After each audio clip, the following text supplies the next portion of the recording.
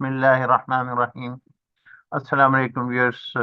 Welcome to our this series of um, the ABAP related video in which we are going to discuss the ABAP old versus new syntax. You know, uh, the ABAP has been evolving with the passage of time. It has refreshed its coding practices and it has brought some new style of coding, and that is making uh, the coder's life easy as compared to the previously. They used to type a lot and the readability was not uh, as better as it is now. Now your codes are more readable, your codes are more efficient, and uh, mm, means for the coders, for the people who are writing the code, ABAP has introduced some ease of use. Uh, a lot of ease of use has been improved. So we are going to discuss it, sir. Although we have just started uh, the programming, introduction to ABAP programming. So we thought that we tell you that whatever the syntax we are writing, right? It is not the line drawn. You can not draw the line that this is the only way of typing. This is the only way of coding the ABAP. So there are much better ways which you may come across, and which you will find it more relevant and more easy. But the idea is just to introduce you about the coding, and so that you get it's a hello world stage for them, yeah, in which we just focus that at least you should be happy that you have written a code and executed it successfully, and your morale is gone high up. Now you can proceed further to have a complex coding practices and experience in the complex programming. Okay, so today's topic is about the ABAP old versus new syntax, right? And I first of all thank um, Raymond Ahmad. He's a software engineer, and I found him in the LinkedIn, and uh, he's he has shared, thanks to him, a very wonderful piece of work. He has done the comparison. So we are making that comparison as a basis of our today's presentation, and we will explain you some new practices which would be very useful for you if you continue with them. I mean, if you adopt them, right? Okay, so let me take you to, uh, hang on. Okay, let me take you to the screen where in which uh, we tell you. Let's start the SAP logon first. Okay. Okay, so it is as usual. We start without entering any password, or it takes our password. How does it do it? We have covered it in our presentation. Uh, in previous presentation, that how you can do this, and that's helpful, that you don't have any chance of uh, having your account blocked for unsuccessful attempts or password failures, etc. So this way the computer will not make any mistake in entering your credentials and accessing your SAP. Okay, so this is the one, and you save the time as well. Okay, so it targets you uh, to the exact place where you want to go. We want to go to description of, for example, material, right? These are the materials, and this is the report which we made in a previous session, and we will run execute. We will execute it. Okay, so let's execute it. So it is now taking you to the SAP. It is SE38. It has opened it, the report which has made, and we made it with using the previous old practices of ABAP typing. I mean ABAP syntax. Right?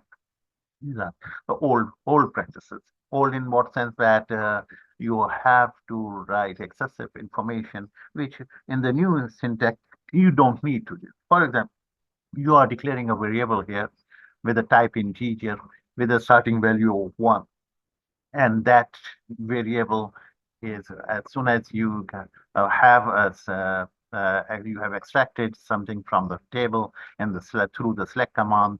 The select is having a loop, select and end select, in which each time it encounters one record, it generates a number. So at the moment it has 1 as a start, so 1 will be distributed and a new line will be fed, right? And so, okay, sometime it happens, so no problem. Let's get back to it. Okay, so this happens when you have some unstable uh, server connection. So let's log in. So this is also advantage of doing this because you don't have to worry. All you need to do is click the button. It will get you back quickly, right? So this is an added advantage in security. So it will take it to you to the SE38 again, and here you go. That's it. Hey, so let's get back here, and we are here. So we were discussing this that you have the uh, uh, declaration of variable, right? This is the old style of typing, right? We will tell you what is the new style of typing, this syntax and coding this syntax, right? It's a very fascinating, very improved, right? And also we will discuss how you can uh, write this, okay? For example, if you, I mean, you why to write multiple times the write, and write, right? It, it is uh, each time it is actually three statements because each statement ends with a stop, full stop, full stop, full stop. So you have three. So you can convert them into one statement with one full stop and okay. So we will explain it. So let's make the changes and make this in a new format of the syntax, the revised format. Okay. So let me go to the display and change it. Okay. And we change this command with such a change, and it will be having the same thing, right?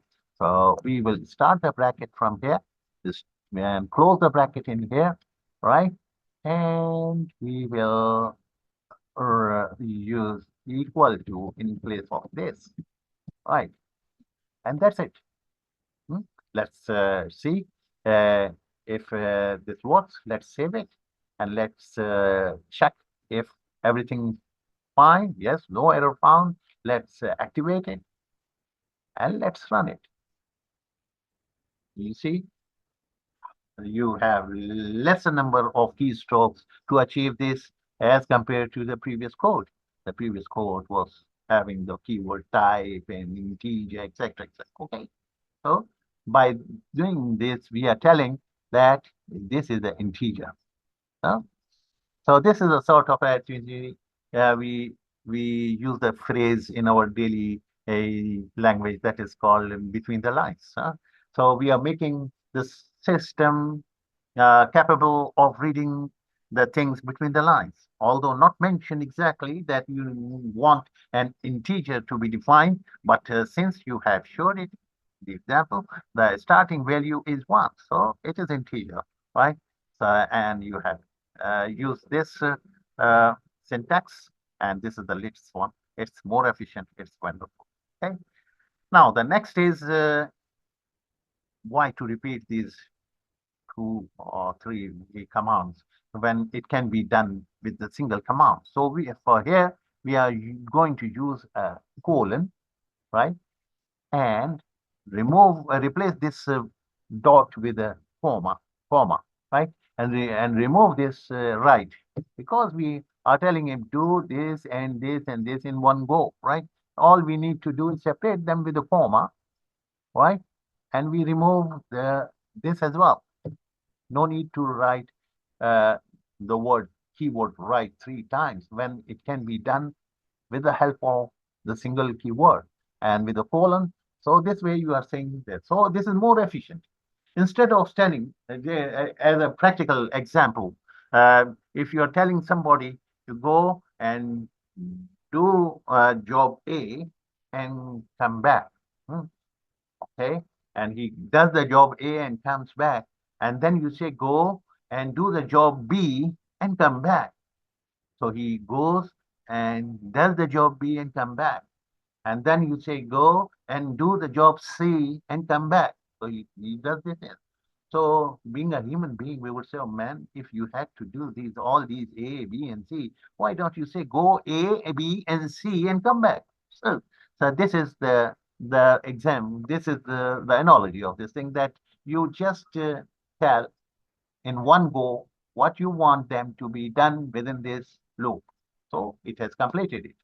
So this is the new syntax development example for you. We will cover there are plenty of things related to concatenation and other things which Emad has explained in his illustration on LinkedIn. We will show you practically that how the new code is and how fascinating it is and how much readability is improved in that. Okay, thanks for watching.